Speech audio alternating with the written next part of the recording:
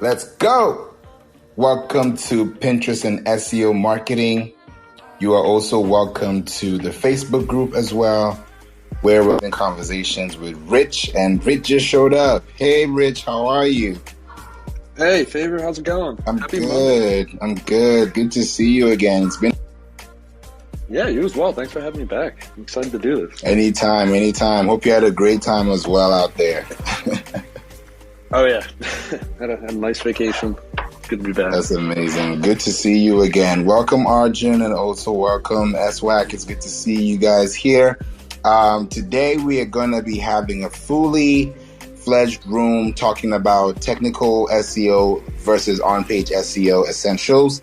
And it's going to be a very exciting conversation we're going to be having today, just because there are some things that we need to understand how to do as a business and as a platform, and at the same time know how to access this kind of information when it sounds like it's a lot of, jargon. So I want to really simplify it for you today. And Rich was here a couple of months ago, had an amazing discussion with him, and we have another one yet today.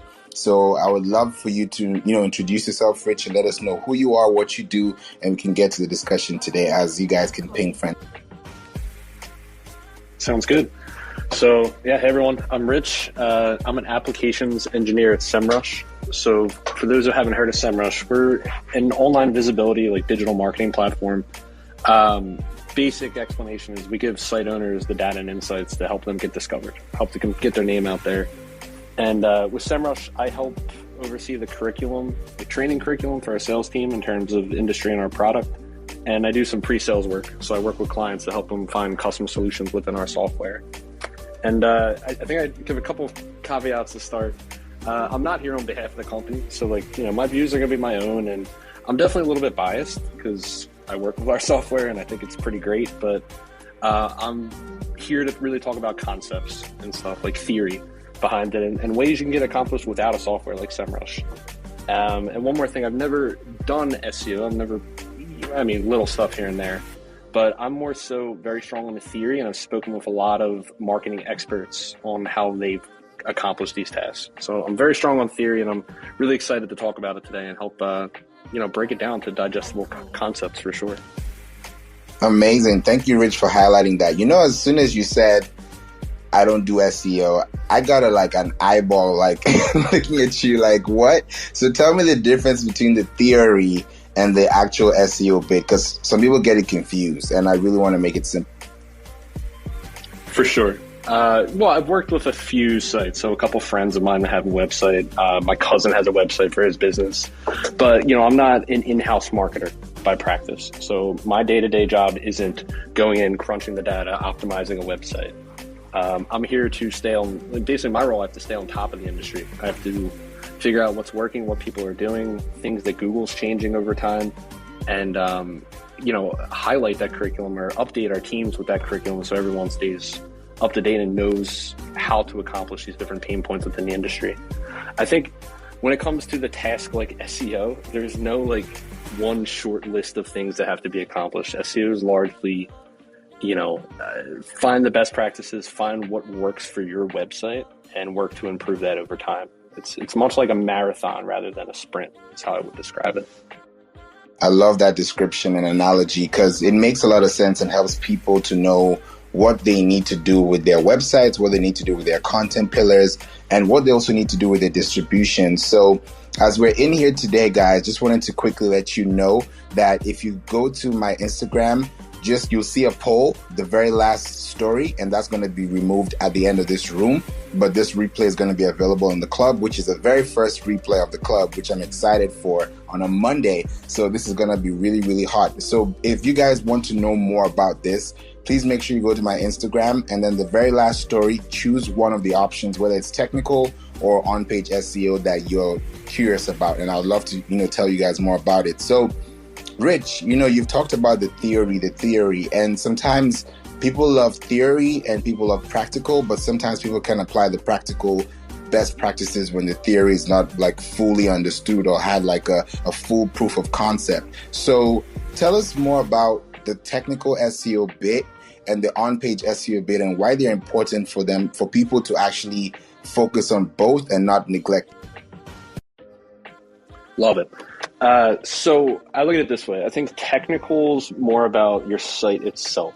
It's being mindful of how Google works and how, visitors to your site work. It's the idea that you need to cater to Google's bots. You need to cater to people that are impatient nowadays and want a fast load speed. They want to find the best content. They don't want to encounter broken pages. So technical is really, it sounds intimidating, but there's a lot of easy steps there, which we can get into later of how to take advantage of that stuff. But it's really like make your site polished.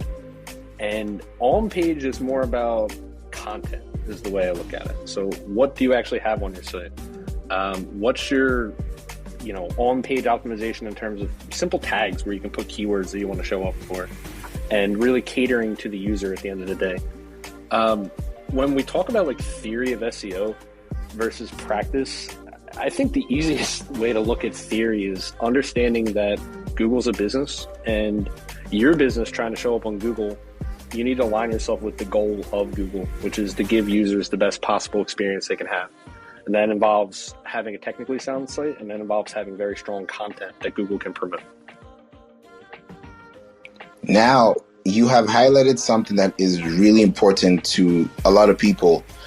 Google wants to suggest the best suggestion to the best user searching for that feature or that featured snippet. So when you're technically creating your SEO, and sometimes, people just want to post content, distribute content, and not think about the technical parts, sometimes, which is understandable because not everyone has to, go through that process of understanding the theory.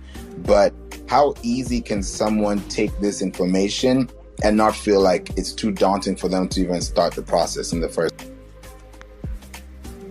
No, that's a good point. I think it's really breaking it down to the simple parts first. When we talk about technical SEO, I always advise looking at page structure first.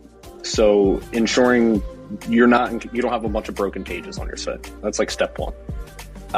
If there's a bunch of internal links on your website to other pages on your site, you don't want people clicking on them and getting to dead ends. You don't want Google's bots clicking on them and getting to dead ends. So that's kind of step one, your technical optimization. Clean up the junk, clean up the broken pages there. The second thing to look at, and it's becoming a lot more prominent with that Core Web Vitals update, which sounds very daunting, but it's not as bad as it seems, is all about speed. So user experience in the sense of, does your site load fast enough? I've seen a lot of studies, especially from a mobile user, where like speed is like the most important thing for a mobile web surfer. I always explain it as like gone are the days of the little AOL man running across the computer for 10 minutes, waiting to get to a website. We're used to convenience. I know personally, if I would try to go to a website and it takes longer than 3 seconds, I'm going back to Google and finding another website. And I think most users, especially those on a mobile phone, would agree with that. So taking a look at your web speed, again, there's lots of free resources out there like Pingdom, Google Page Speed Insights that can basically audit you, show you how you're doing, and give you some steps on how you can improve that. So we break it down to like broken pages, site speed. I think a third one to be mindful of, especially with more e-commerce type sites where you want users to give you information, you should really look into an SSL certificate or making your site HTTPS, which means it's secure. You're encrypting all information that comes from a user to your server. And again, that's not as complicated as it sounds. Most hosting providers can provide that. It'll be an additional fee, but it's something that's going to help you make stronger user experience in terms of trust, and it can also be a ranking factor. So I was going to look at 3 things for technical SEO for someone getting started. Those are the 3 I would start with for sure. I love that you mentioned Google bots because, we don't think that Google actually crawls our websites, and yet they do. And sometimes when Google bots actually realize that, there is a site that is being featured here talking about a certain topic, then Google actually alerts the user by suggesting that featured article or featured snippet. So sometimes when we think about it, we realize that, okay, we're going to on-page SEO, but technically, the hero images that you have in your favicon, the file names that you have in your images, all these things that we keep talking about, people kind of bypass them and then come back to them later, which is fine, because as Google changes their algorithm 8 times a day, you can still be able to capitalize on that optimization feature. But the thing is that sometimes people get that report on, let's say, Lighthouse, and when they get a response, they're like, oh, I don't know what to do. Red light. I don't know what to say. I don't know how to, communicate this further. And then they now get stuck. And then the moment they get stuck, their creativity gets stuck in the process. So is there a way that people can get that data report and then get it fixed? Or do they have to go through like YouTube University to figure out how to best suit their problem without being too financially strained? Because that's usually one of the problems that people have when it comes to, making this dynamic decisions when they know that they were not prepared. Yeah, that's a good point. I think it depends. I mean, one, if I'm starting a new website, I'm going to focus on content first, and then look at my page speed reports and try to improve that. 9 times out of 10, it's usually not a big enough issue that's really going to hold you back, unless you're throwing a bunch of stuff on the page. You have tons of images, you have interactive GIFs that are just kind of unnecessary and are extra files that are going to slow down that load speed. I think it's not as crucial of a problem to really get worried about. I think things like having strong content are going to make a bigger difference initially. With that being said, I think YouTube Google University is great for getting some tips on how to improve that stuff. But I think there's simple ways, like you mentioned, image optimization. Like there's simple ways to like code your images to load. There's lots of plugins out there, depending on if you're using WordPress or Wix or other site builders like that. There's plugins that can help you optimize the loading of your images to speed that stuff up. So I think it depends. I really wouldn't get into the weeds and get overwhelmed about a lot of stuff unless you really see that there's a problem with something like you mentioned, Google Lighthouse, crawling there and seeing there's an issue, then yeah, work on it. But for 9 times out of 10, like the average website owner, I would focus on content most heavily and then take a look at the technical there. I love that you highlighted the content piece, because as Google is suggesting content to the user, then the experience has to match up with the context of their search. So if someone has an image and they've optimized it for search and they end up on Google Images, for example, because their article is ranking on Google, then that image is also kind of like a lead in a way, even though it's not necessarily as opposed to like, another image that you could find anywhere on the internet. But because Google has crawled your website and has seen a sitemap and has actually tracked through that process to find that image, which actually represents what you're talking about, really helps. And now you've talked about, focusing on content, which is now the on-page SEO part of it. Because when you think about on-page, there's also off-page SEO, which is a totally different discussion for another day. But on-page SEO is really important for people to understand, but they don't also notice, like you said, with WordPress and Wix, that for your content to be ranked, even Shopify, Squarespace, WordPress, just to name a few, if you're thinking about, let's say, using the Yoast SEO on WordPress, right? And some people don't know that there's a meta title and there's a meta description, but there's also a way that your content is being indexed by Google. Why do people tend to forget that SEO bit? Because, Google will automatically pick the first few characters from your text. And if those like text brackets that you're creating don't have those long tail keywords that you're supposed to research on are not there, then you could be losing out on a lot of money, a lot of time, and a lot of search visibility. So how does someone pay attention to those things without thinking too hard about the technicals? Great point. I love that you brought up long tail keywords, so I can touch on that in a second as well. But I think if there's one thing everyone in this Clubhouse can walk away with, it's the terms title, meta description, and H1 tag or header tag. Because I've spoken with a lot of people in the industry in SEO, and I've heard it described as, hey, like once you build your site up, a lot of SEO is just optimizing those tags, which means like a title is, if you look at a Google search and basically the title is like the blue text there. It's like the site owner is going to code that, and it's what's displayed to the searcher, giving them a taste of what that article is about. You should put the keyword in your title tag. The meta description is that little blurb under the ranking. And again, it gives like a summary. It's important for Google in terms of you should have the keyword there as well, so Google understands that's what that page is about. But also for searchers, it gives them a taste of what that article is about. Should they click on that link? Is that going to give them the answer they're looking for? And then finally, those H1s or header tags, as they're called, those are like subtitles within an article.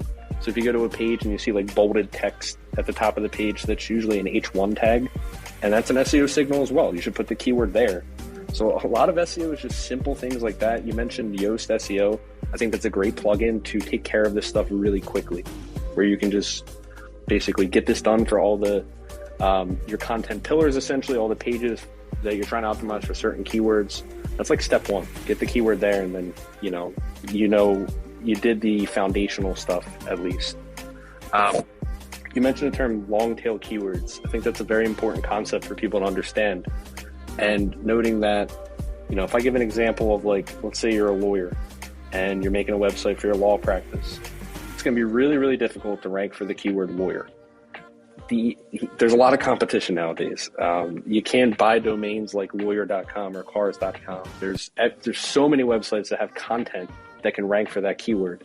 So if you're just getting started and just starting to build your content, you need to find more low-hanging fruit opportunities. And that often can be found in the form of these long tail keywords, which are just longer search queries. They're just more specific terms that searchers are looking for that you have a chance to rank for. So I think a lot of SEO as well, or a good strategy, is to go in a little bit more strategic in that regard, to find some more specific keywords that are more tailored to your service, that are really what your direct audience or your ideal audience can be searching. And then going through and setting your title, setting your metas, setting your H1, and then working on some solid content that gives that searcher an answer or provides value to that potential customer.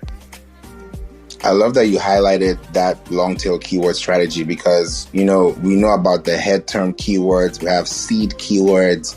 We have all this short term keywords. There are so many types of them. And then people just get overwhelmed. They're like, I don't want to do it. So it's like they want to focus on those long tail keywords, but without kind of spoiling their user intent, which is really what they want to create an experience from. So now that you've mentioned this, it really struck like a light bulb in my head when you said this. Now I was thinking about volume, cost per click, and SEO difficulty. So just to break it down for you guys, like volume is like how many times somebody's searching for that word or keyword in a month. And the cost per click is how much that word could potentially cost if, let's say, it was being run on a Google ad, for example. And then the SEO difficulty is based on your domain authority or based on the search that you're creating. How strong is that keyword? Is it like the way you said lawyer? Like lawyer probably would have an SEO difficulty of maybe 90, for example, which is really hard to rank. But if you're thinking about, let's say, as another long tail keyword like lawyers near me or lawyers that help with this practice, you get an SEO difficulty of like 30, for example, but the word lawyer is still there. So what do people need to look out for? Is it high cost per click, high search volume, low SEO difficulty?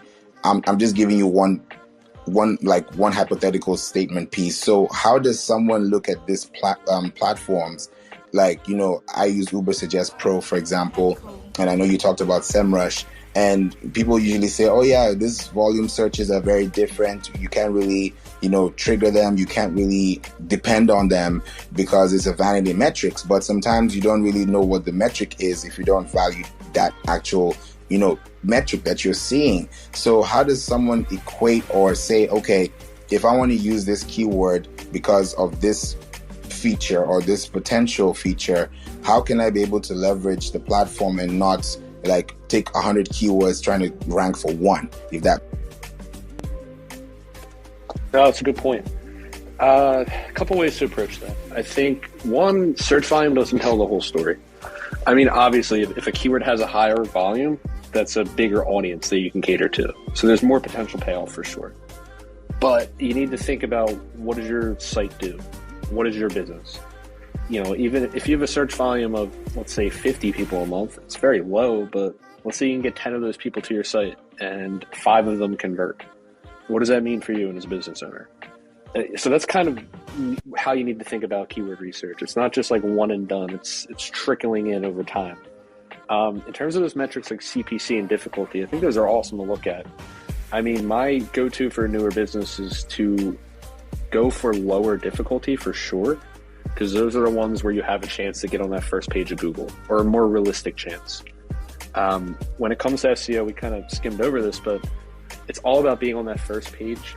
I mean, really in the top 3 positions on Google. That's where searchers go. There's a lot of studies out there that show, like, if a searcher doesn't find what they needed on that first page, they tend to retype their Google search. And usually in the form of a long tail keyword, something that's more specific, so that they can try to get those results that come up right there on the first page. So I think lower difficulty is the way to go. CPC is an interesting one because, it's specific to advertising, which is definitely a good channel for a business, especially an e-commerce business. But if you're trying to work on your SEO, you can still leverage that with the mindset of, if a keyword has a higher CPC, there's usually a reason for that. People are willing to pay for that keyword, which means that keyword probably drives transactions. It probably has a solid ROI. So if you can find keywords that have a relatively high CPC and a relatively low keyword keyword difficulty, I think those are gold mines, because they're easier to get SEO visibility for, and people are willing to pay to play for those terms. So if you can get established there, those are the keywords that can really start driving some revenue for you.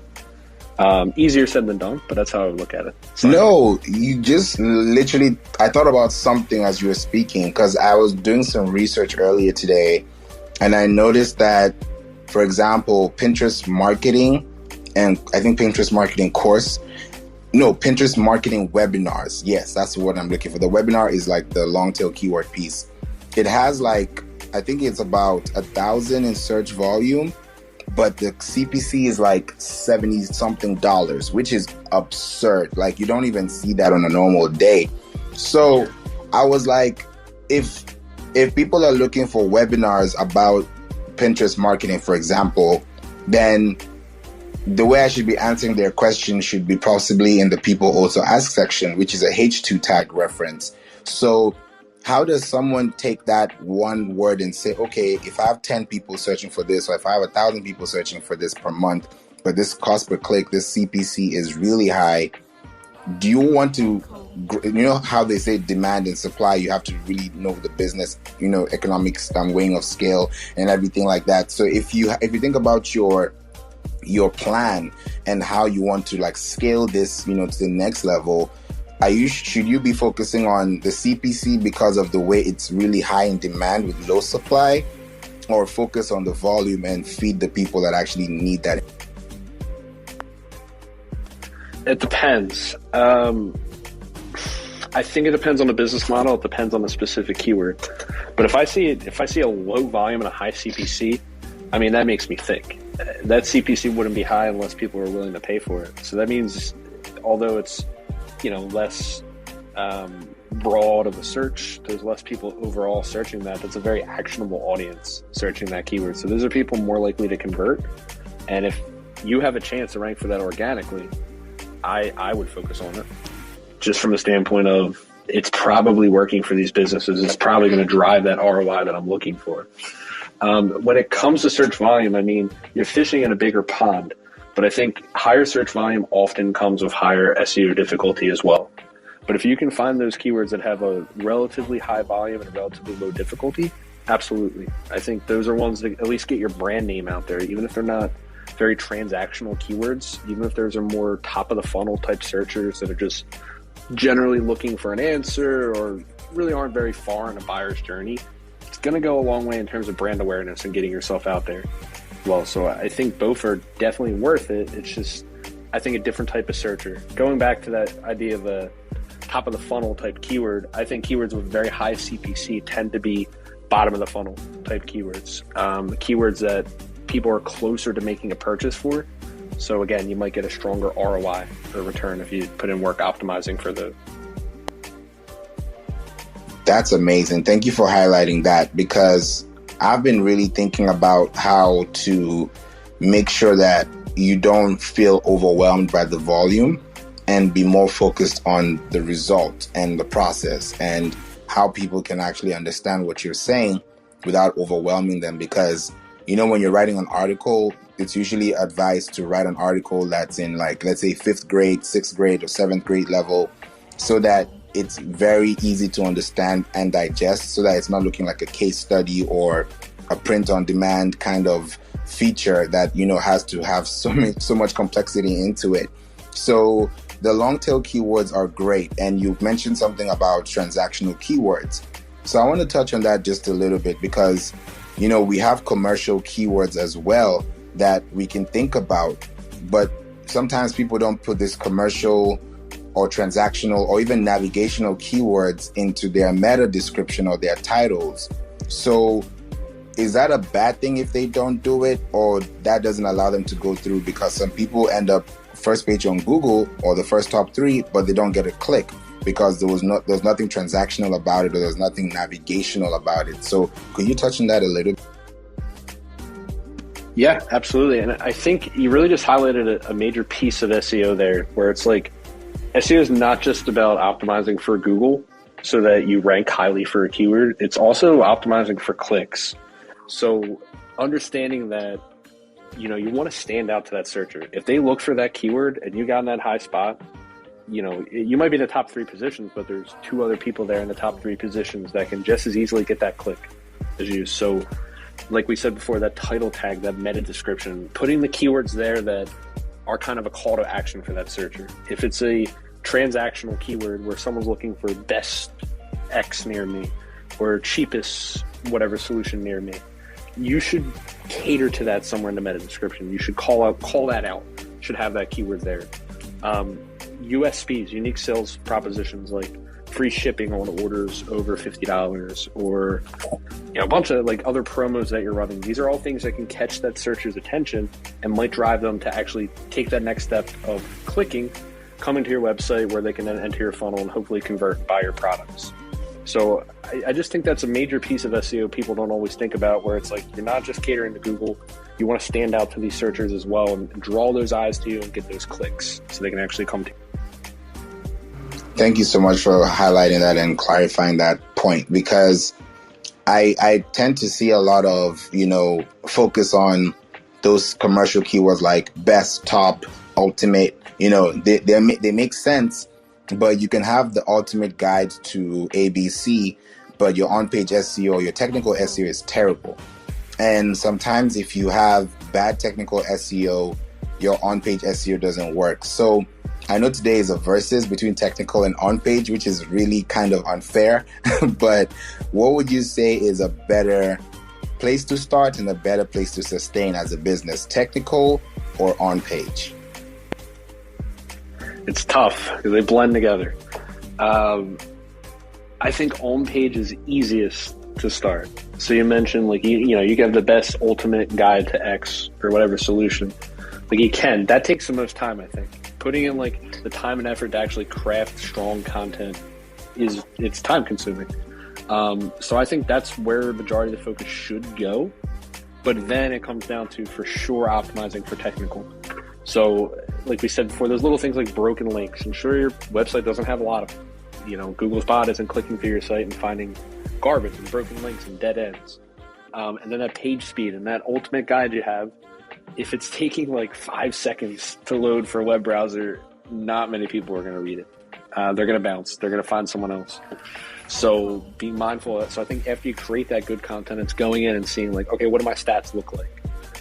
If I see a problem, that's when I would dive in and go to fix that. But I'm not starting from scratch at least. I don't need to go and rewrite my ultimate guide to SEO. I just need to, run some pingdom reports, maybe watch a YouTube video on image optimization. But I think that's a lot easier to resolve than actually going through the steps of creating solid content that people are going to find value in.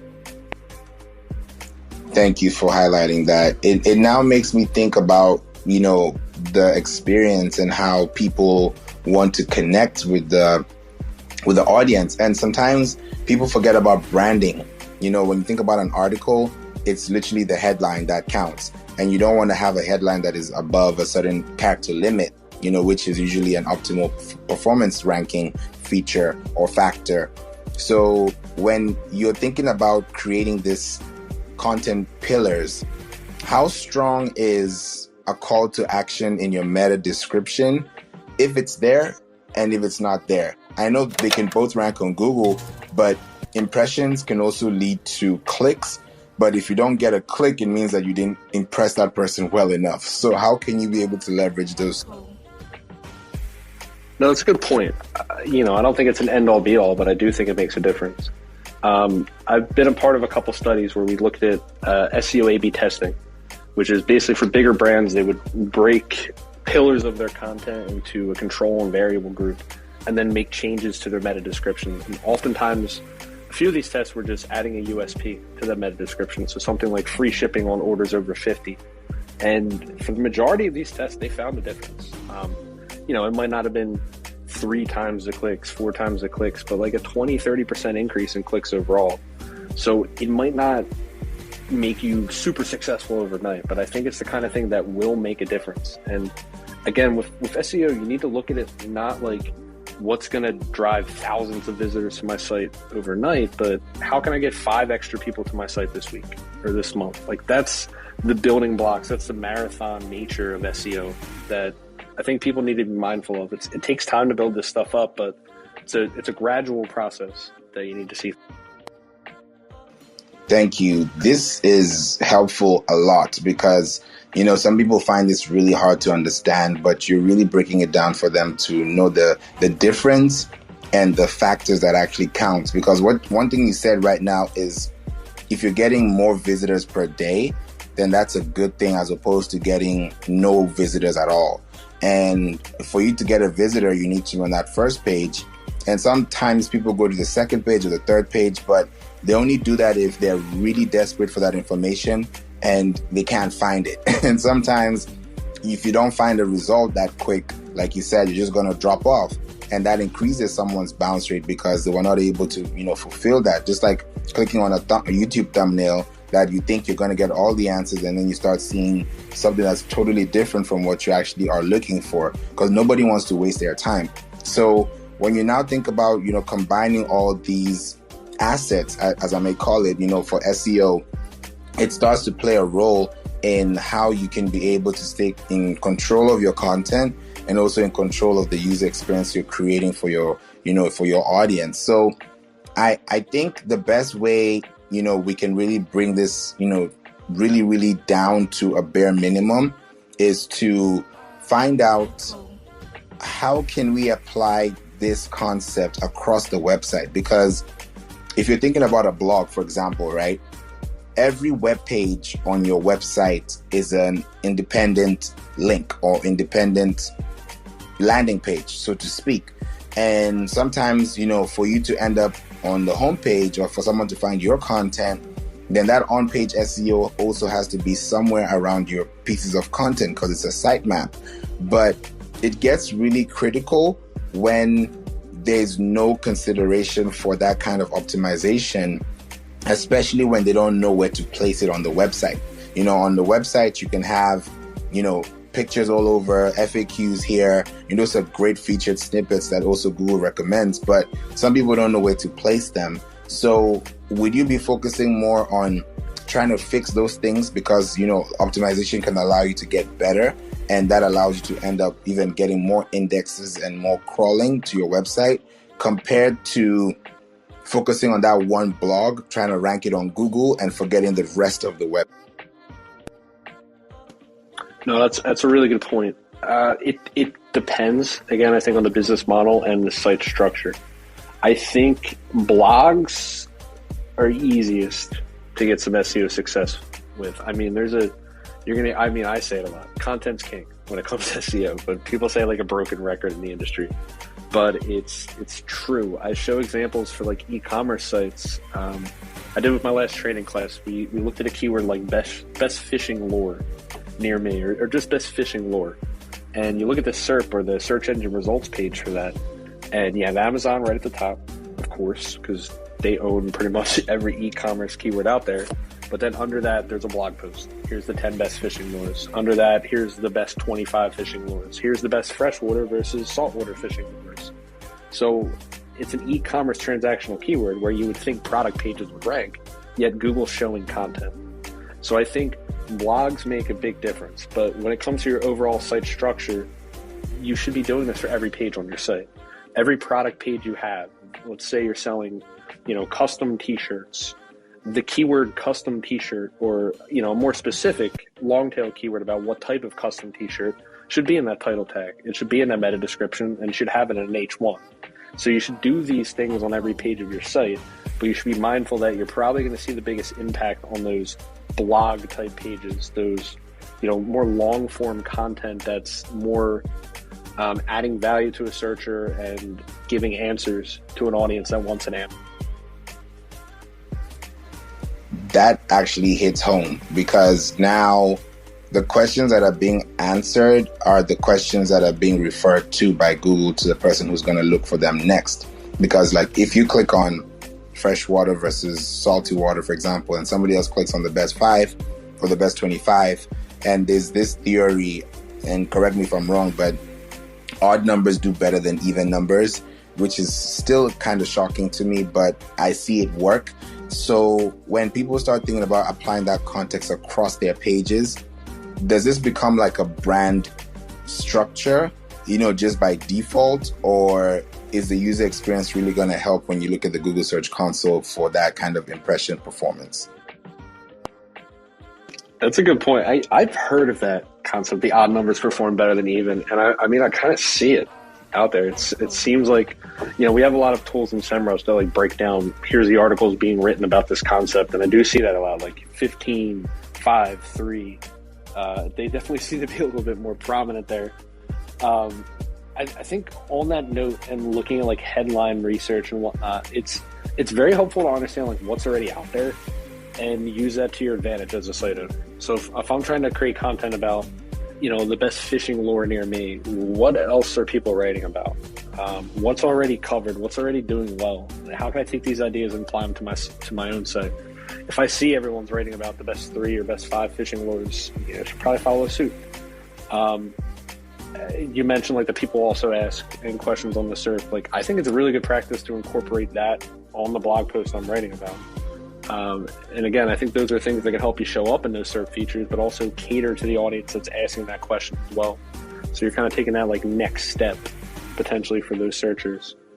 We can get into it in a bit, but another concept I love with blogs and site structure is something HubSpot wrote a lot about. It's probably been a year or so at this point, but the idea of content pillars that you brought up. So if I'm selling fishing lures, I'm going to make a whole strategy for my site around fishing lures. So I'm going to have product pages in there. I'm going to have core content about that, but then I'll also make other sub-content pages about maybe problems or questions people are asking around this topic. So things what's the difference between a freshwater fishing lure versus a saltwater fishing lure, or other potential questions an audience might have that I can give an answer to that's going to basically increase my site authority for that topic overall.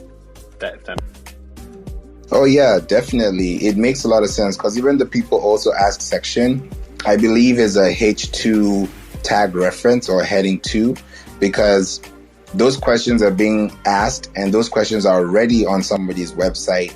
But sometimes, let's say, for example, you have 4 questions people also ask. When you get to the 4th one, a 5th one shows up. Then you get to 6th one, a 7th one shows up.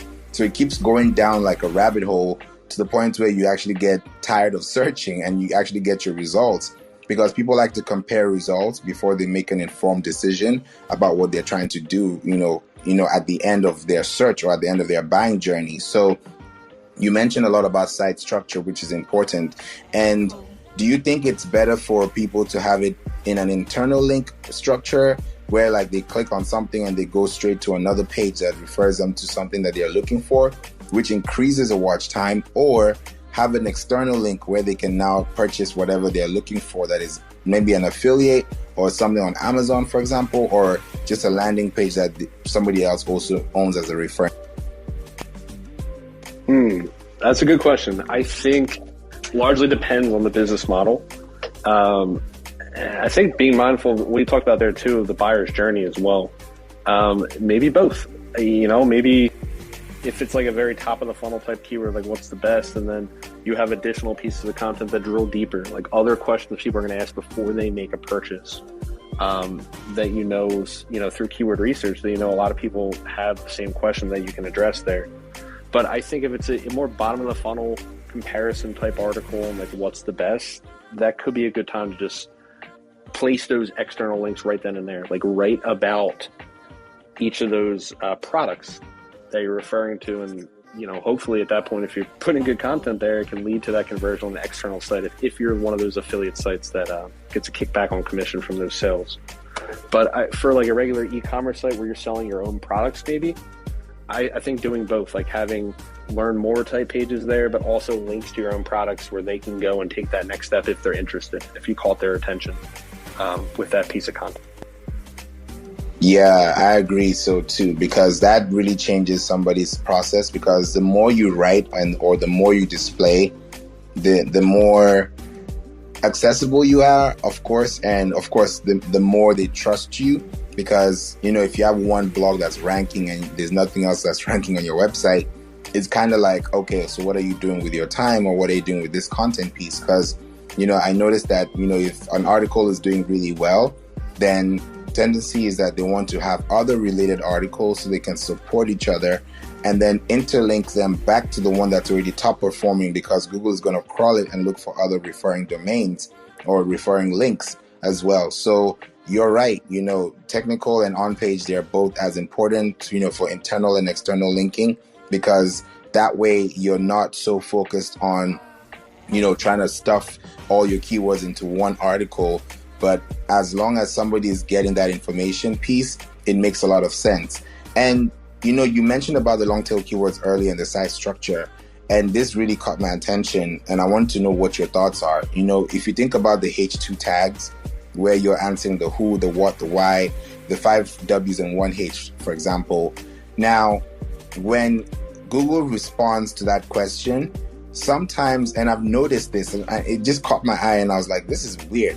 Like, the H2 tag will have the information, and then let's say you have 3 paragraphs, or let's say you have 5 paragraphs, for example, but Google doesn't pick your first paragraph and probably picks the 4th one.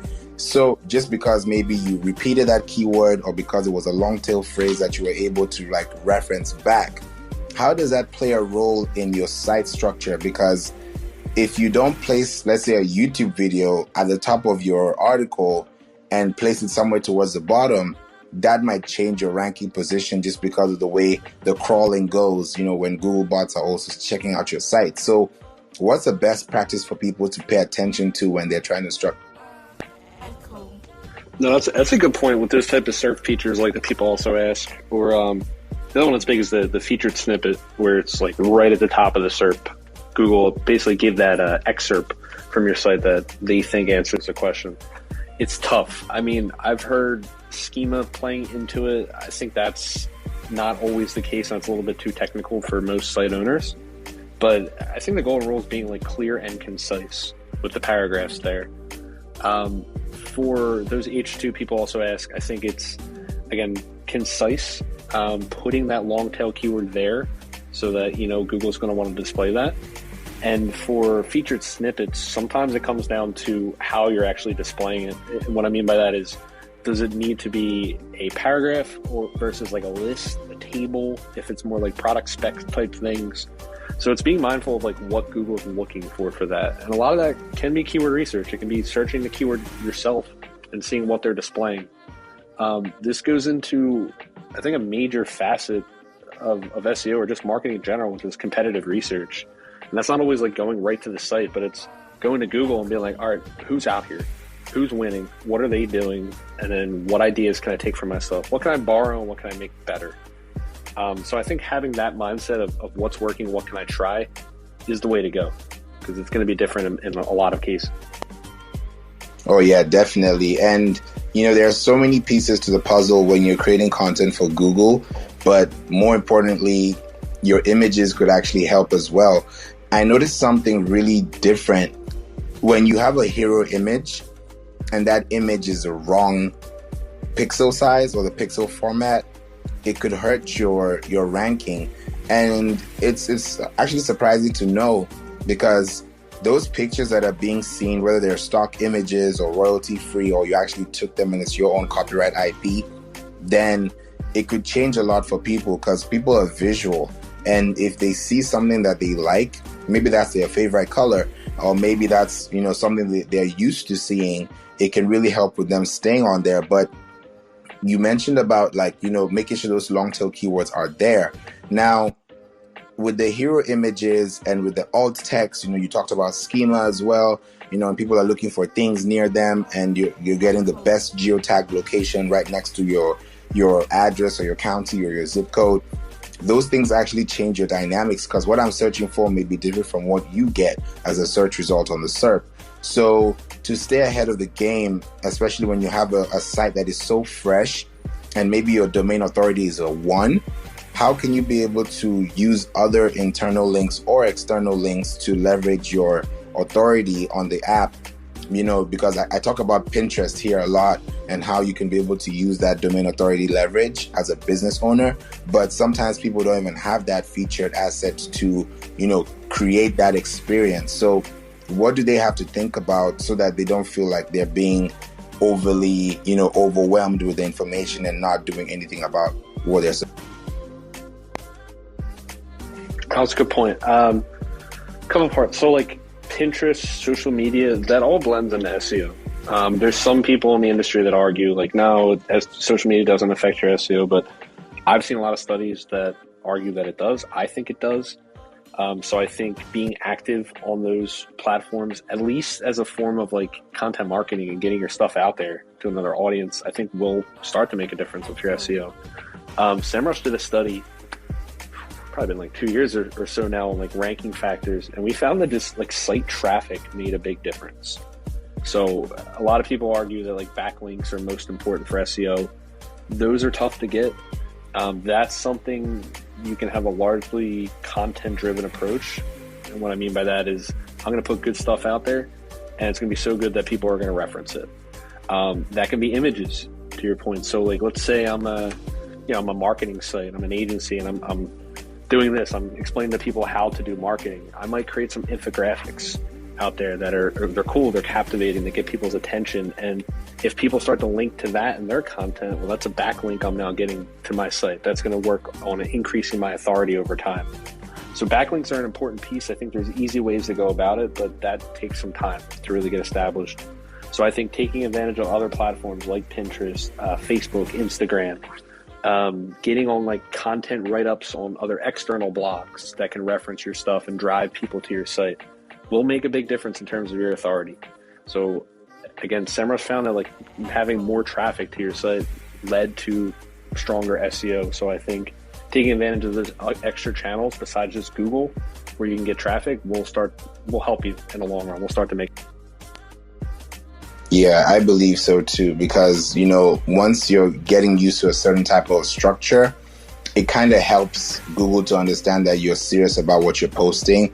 And it also gives them a reason to suggest your content to the person who needs it the most, knowing that there is some type of structure or some type of relevance, because we always talk about the relevance score, which could be always up or down depending on what you're doing with your content pieces. So that really helps. And I really appreciate you for, highlighting that, especially from a transactional point of view, whereby people are looking for quick answers, but they don't want to look too far deep to find that same answer that they could have found on the first page. So if we can break it down for the people, because we have about 1 more minute to get to 10 minutes to the top of the hour.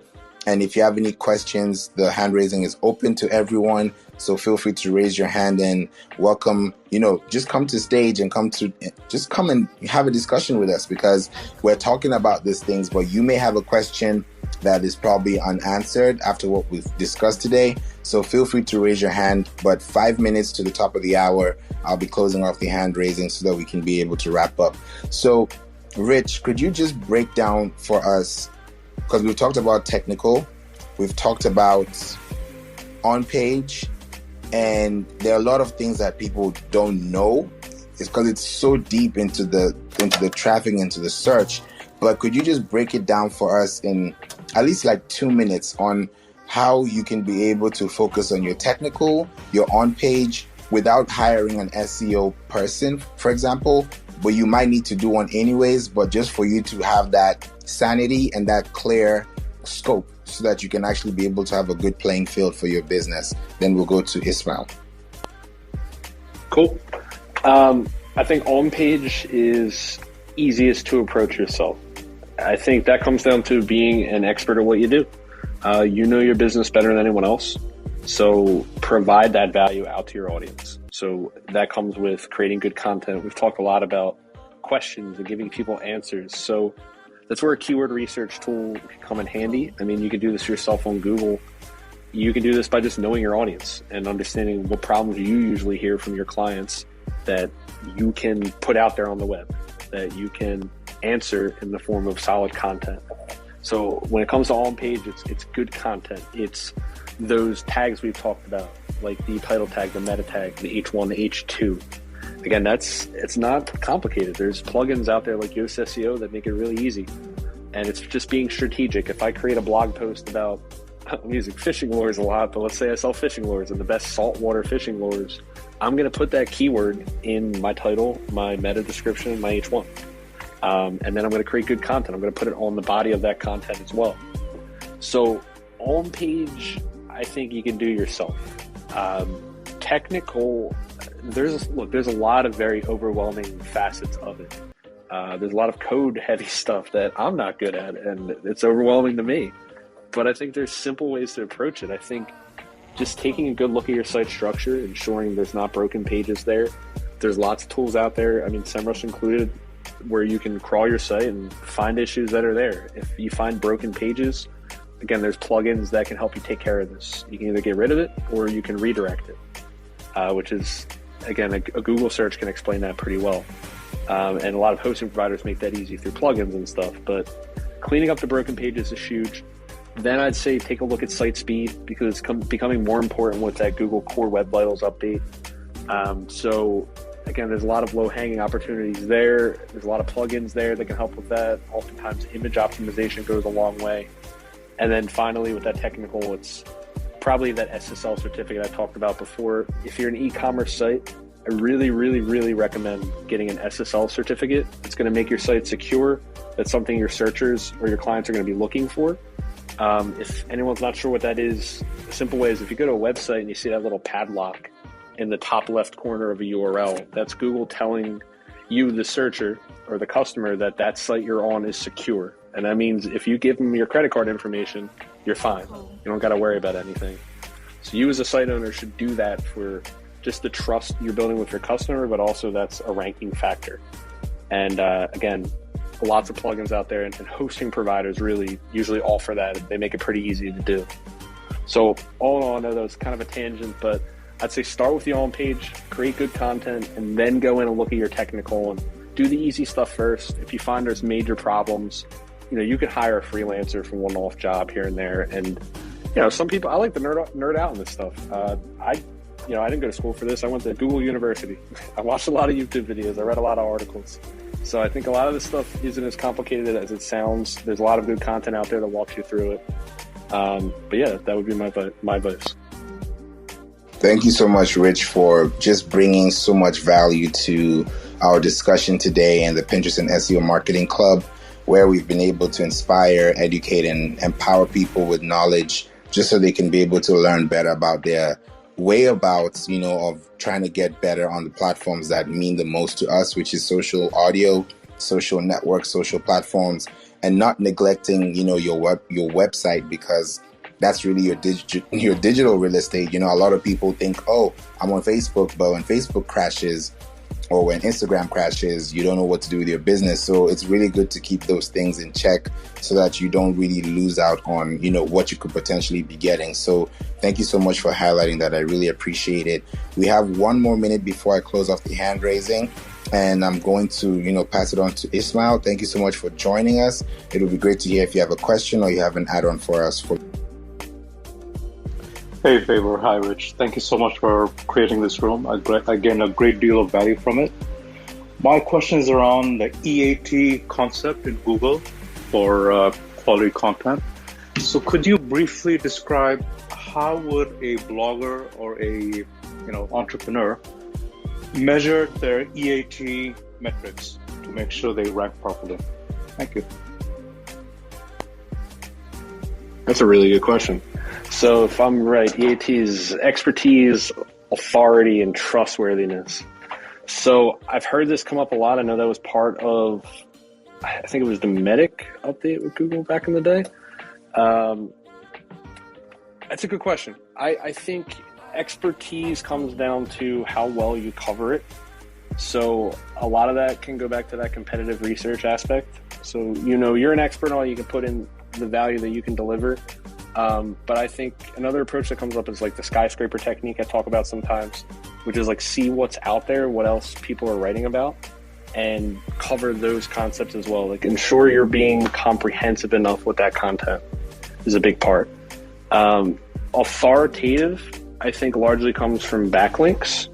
And as Favor talked about before, like covering, like not having a site that has like one blog post on a topic, being a little bit more comprehensive. So having a bunch of posts about different pain points within a service or a product will help a lot of that. And then some of it is building backlinks from reputable sites as well. And which is an important part of backlinks. Like you should try to get sites that are relevant to what you do, that are a little bit more established as well, because those are going to give you a little bit more of a push there. Trustworthiness, I'm not 100% sure, but I think some of those concepts do go into the backlinks as well, ensuring you're getting them from good sources out there. And then I think could blend into the SSL certificate as well, ensuring like your site is well configured for a good user experience and you're protected in that regard. I don't know if you have anything to add there.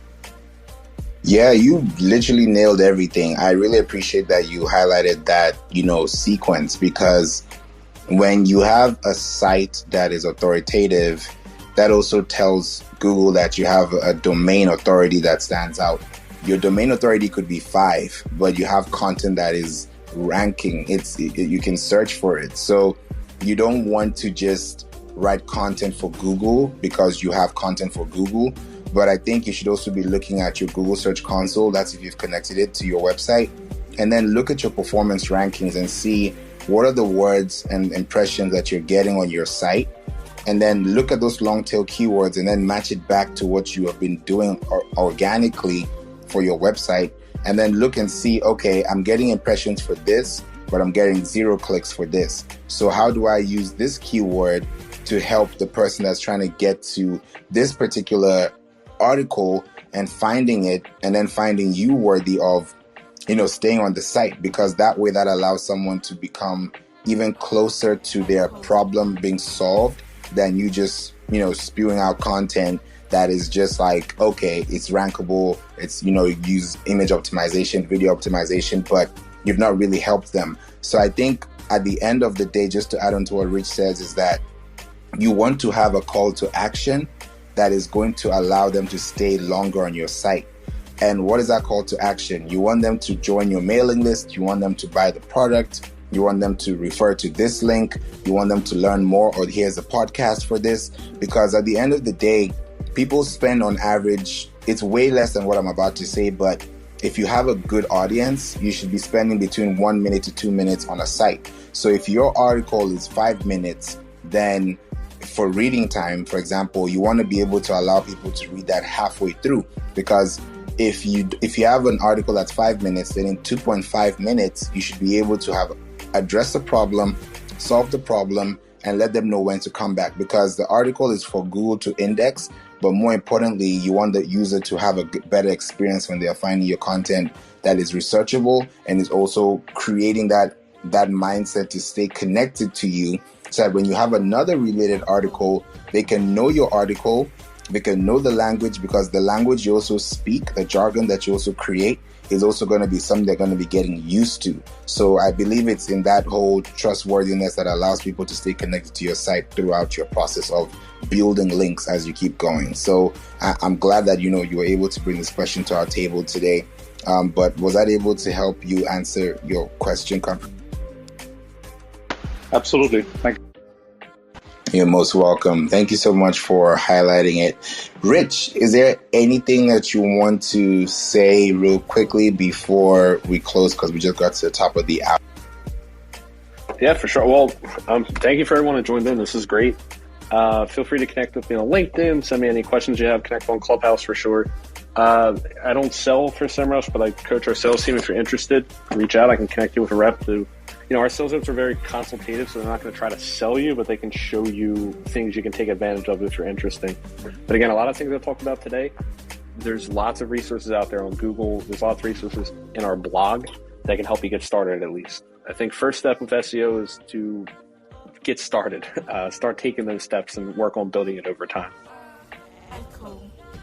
Thank you so much for highlighting that. I appreciate it. And now that we've gone to the top of the hour, please make sure that you also click my Instagram bio and go to my story. At the end of the story, you're going to see a poll and you can choose between technical and on page so that we can be able to, I just want to see what you guys are more interested in learning about and seeing, because these are the rooms that allow us to stay connected and actually help you get better at what you're doing. So I'm going to use a two-step method. You can either go to Instagram and check out the story, and I'm going to turn on the hand raising just for this exercise so that I can be able to get to know more about how we can be able to help you in the forthcoming rooms. So if you are thinking more about technical SEO, just show me by raising your hand. Just raise your hand for me if you're in the audience, and I won't bring you up on stage, just wanting to have an idea. Technical SEO, if you have any questions or if you want to learn more about it in other rooms, just show by raising your hand.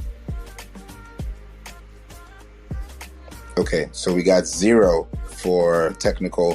What about on-page SEO? How many of you are thinking more on the lines of on-page SEO?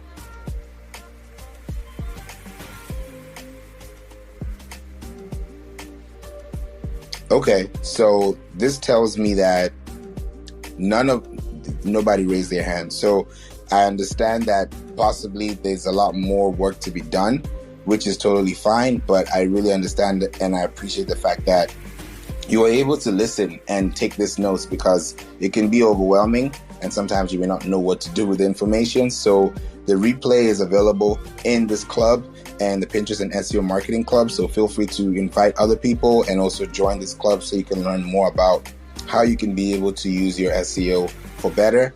And you want to stay connected so that you can be able to have a better response. Now, I did a poll in the Facebook group, which I'm live in right now, for Pinterest and SEO Marketing, available in the pinned link up above in this room.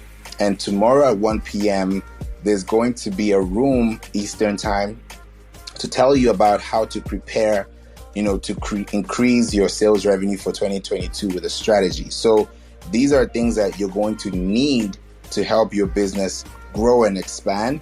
And sometimes people don't really know what they need to do because they want to post more or they want to link more, but there's some strategies that you need to take care of that can help you better. So if you're going to be here tomorrow at 1 p.m., please feel free to join us in the room. We're going to be here having an amazing discussion with you. And, Rich, this is the second time you've been in this room with us, in this club. So I really appreciate our connection. And I thank you so much for the time you've been able to give us this evening. Thanks for having me. It's been great. You're most welcome. You're most welcome. With that said, everyone have an amazing evening. Take care of yourselves. And on Facebook and on Clubhouse, I'll see you guys tomorrow. And I'll catch you guys next time. Thanks again. Bye for now.